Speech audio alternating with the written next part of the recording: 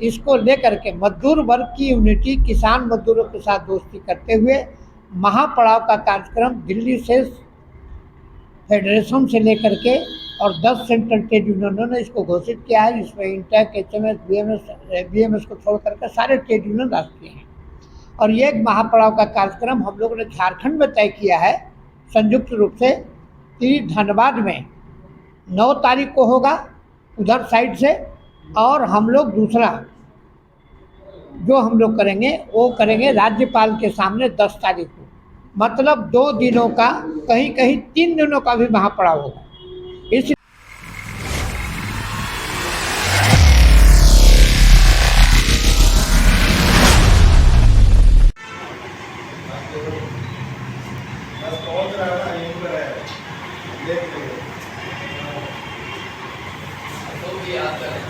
ठीक, आप तो संयुक्त रूप से आप बैठे हुए हैं सभी संगठन, क्या कुछ निर्णय लिए हैं और क्या कुछ मुद्दा है?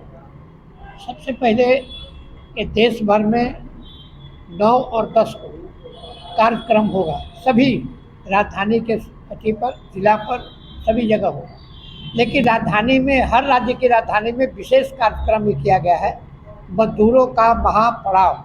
इसमें फेडरेशन, संगठन सारे लोग हैं और देश भर का प्रोग्राम। और इसमें जो सरकार की मजदूर विरोधी नीति है और जो सरकार मजदूरों के साथ खिलवाड़ कर रही है, देश की जनता के साथ खिलवाड़ कर रही है, देश में सांप्रदायिकता का जो जहर घोल रही है, और आए दिन आप जो देख रहे हैं मणिपुर से लेकर के दूसरे जगहों में जिस तरह से उत्पात आरएसएस के गुंडों द्वारा और बीजेपी के सरकार के बहकावे पर किया जा रहा है और समाज में एक नफरती माहौल पैदा किया जा रहा है, इसको लेकर के मजदूर वर्ग की यूनिटी किसान मजदूरों के साथ दोस्ती करते हुए महापड़ाव का कार्यक्रम दिल्ली से फेडरेशन से लेकर के और 10 सेंट्रल ट्रेड यूनियनों ने इसको घोषित किया है, जिसमें इंटेक, एचएमएस, बीएमएस को छोड़ करके सारे ट्रेड यूनियन राष्ट्रीय हैं।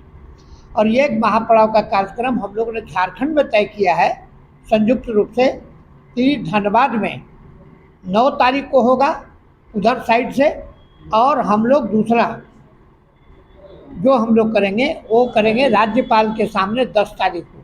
मतलब 2 दिनों का, कहीं कहीं 3 दिनों का भी महापड़ाव होगा। इसलिए हम लोगों ने 2 दिन तय किया है, 2 क्षेत्र में तय किया है। और ये महापड़ाव चलेगा सवेरे से लेकर के 5 बजे 6 बजे तक ये महापड़ाव चलता रहेगा। उसमें देश की जनता से, देश के मजदूरों को इकट्ठा करके इस सरकार की मजदूर विरोधी कॉर्पोरेट ट्रस्ट नीति को पास करने के लिए, सांप्रदायिकता का जो जहर घोल रहा है, समाज में एकता कायम करने के लिए हम लोग ये कार्यक्रम करेंगे और देश की जनता को तैयार करेंगे कि ऐसी सरकार जो देश में नफरत का वातावरण पैदा करे, उस सरकार को मजदूर वर्ग उखाड़ फेंकने का संकल्प किसानों के साथ लेता है। मजदूर और किसानों की दोस्ती आप जानते हैं कि पिछले समय में 4 श्रम कानूनों को जो इन्होंने बनाया है, आज तक मजदूरों ने इसको रोक करके रखा। इनके कानून पास हो गई, संसद में पास हुआ, अब उनको राज्यों के अधिकार में दे करके बनाने का काम कर रहे हैं, लेकिन हिम्मत नहीं होती है कि आज भी हम उसको लागू कर सकें। और इनके हड़ताल का जवाब, एक कानून को पीछे ले जाने के लिए हमने उसका जवाब, हड़ताल को रोक लगा रहे थे, उस हड़ताल का जवाब हमने हड़ताल से दिया है, जो हमारा बुनियादी अधिकार है, और ट्रेड यूनियन अधिकार पर हमला को बर्दाश्त नहीं करेंगे। इसी तरह से आज सवाल है कि पूरे मजदूर, किसान, दलित जितने भी हैं वो सब एक होकर के इस सरकार को उखाड़ फेंकने का काम करें, नहीं तो देश पूरे डिक्टेटरशिप में, और इनकी चाल जो है वो पूरे तानाशाही की चाल है। और ये एकमात्र इनके मिनिस्टर जो हैं, वो मिनिस्टर अपनी बात नहीं रख पाते, तगमा ले लिया मिनिस्टर का, लेकिन कोई मिनिस्टर काम नहीं, सब वहीं से उठाई होता है। इसका मतलब डिक्टेटरशिप देश के अंदर में कायम है। और यही कारण है कि इनका उद्घाटन से लेकर समापन तक जो करेंगे एक ही आदमी करता है, और उनके एक शागिर्द गृह मंत्री जी हैं, और उनके 2 शागिर्द कॉरपोरेट घराने के हैं, अंडानी, अंबानी। ये देश पूरा 4 के हाथों में, 2 खरीदे 2 बेचे के हाथ में चल रहा है। इसलिए इस देश की जो प्रजातांत्रिक प्रणाली पर जो हमला हो रहा है, और जो संविधान की रक्षा करने के लिए, संविधान का रक्षा करना माने देश का रक्षा करना, आप जानते हैं कि एचईसी की आज हालत क्या है। एचईसी में जिसने बना करके चंद्रयान पर सब कुछ भेजा, सब कुछ बनाया उसने और देश को दिया। हम देश के लिए बने थे, एचईसी देश के लिए बना था। आज देश के एचईसी की हालत क्या है, इसको बर्बाद करने पर तुला हुआ है। और एक पैसा भी, इसके मंत्री ने कहा कि हम सब कुछ देंगे, लेकिन आज तक नहीं दिया। 60 साल की पुरानी मशीनों से लेकर आज के कम्पिटिटिव युग में चलना बहुत मुश्किल काम है। और इसलिए हमारा मॉडर्नाइजेशन का प्लान 2018 से मोदी जी के पास पेंडिंग है। मंत्री बोलते हैं वहाँ से न कुछ आ रहा है न कर रहे हैं। तो ये हालत है मंत्रियों का।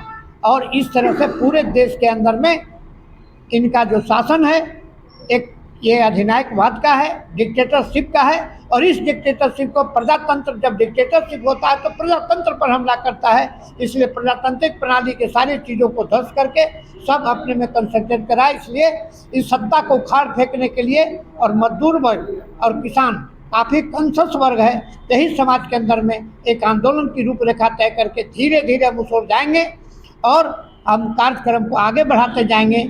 इस नफरती शासन को उखाड़ फेंकने के लिए, जो पार्लियामेंट के खिलाफ, जो प्रजातंत्र के खिलाफ है, उसको उखाड़ फेंकने का संकल्प मंजूर लेगा और अपना ज्ञापन राष्ट्रपति राज्यपाल के थ्रू सौंपे।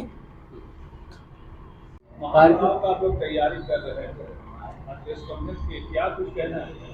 कहना ये है कि देश का माहौल मजदूर, किसान, गरीब, आदिवासी, अल्पसंख्यक, उसके लिए यह देश को दूसरे दर्जे का देश बना दिया गया। उसके लिए पूरा देश का माहौल ख़राब है।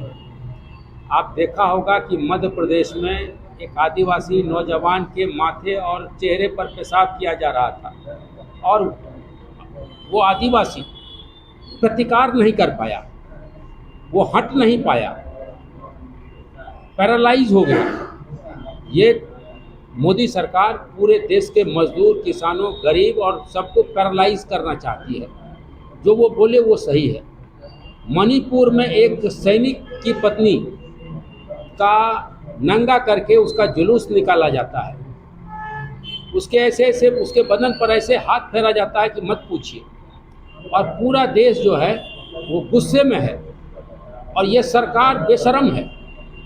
ये सरकार की बेशर्मी का कोई ठिकाना नहीं है। और तमाम बीजेपी आरएसएस के लोग उनके समर्थन में खड़े हैं। पेशाब करने वाला आदिवासी जिन पर पेशाब किया गया, उनके विरोध आरएसएस और बीजेपी है। महिलाओं को जिस तरह से नंगा किया गया, उसके नंगा करने वालों के पक्ष में बीजेपी और आरएसएस है। ये तमाम सरकारें हैं। डबल इंजन की सरकार बोलती है। ये डबल इंजन की सरकार इसलिए चाहिए ताकि वो देश में दंगा भड़काए।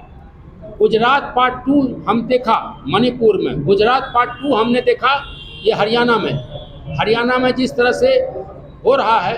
अगर कोई हरियाणा और उत्तर प्रदेश में दंगा रोकने का प्रयास अगर कोई पुलिस अधिकारी करता है तो उस पुलिस अधिकारी को दंडित किया जाता है और दंगाइयों को पूरा मदद दिया जाता है। आज कोई दंगाई जेल में नहीं है। दंगा का विरोध करने वाले लोग बरसों से जेल में बंद हैं। ये परिस्थिति है। मजदूरों के लिए, किसानों के लिए हालत बहुत बेकार बना दिए गए हैं, बदतर बना दिए गए हैं। स्थिति ये है, सरकार चाहती है कि देश का किसान जमीन बेच दे, जमीन पर अदानी अंबानी का कब्जा हो जाए, अनाज का गोदाम जो है उसका वो अदानी के पक्ष में हो जाए, अनाज का बिक्री जो है अंबानी करता रहे, यानी अनाज पर कब्जा। हम लोगों ने नारा दिया था कि कौन बनाता हिंदुस्तान, मजदूर और किसान बनाता हिंदुस्तान। ये हम लोगों ने नारा दिया था। लेकिन आज पूरे देश में मजदूर और किसानों को बर्बाद करके अदानी अंबानी के गोद में रखा जा रहा है। हमारे साथी ने कहा चंद्रयान आज वो चंद्रमा पर पहुंच रहा है। एचईसी में अगर वो उपकरण नहीं बने होते तो चंद्रयान आज चांद पर पहुंचने के करीब नहीं होता। लेकिन एचईसी के मजदूरों को महीनों से तनख्वाह नहीं है और इसरो के मजदूरों कर्मचारियों को भी महीनों से तनख्वाह नहीं है।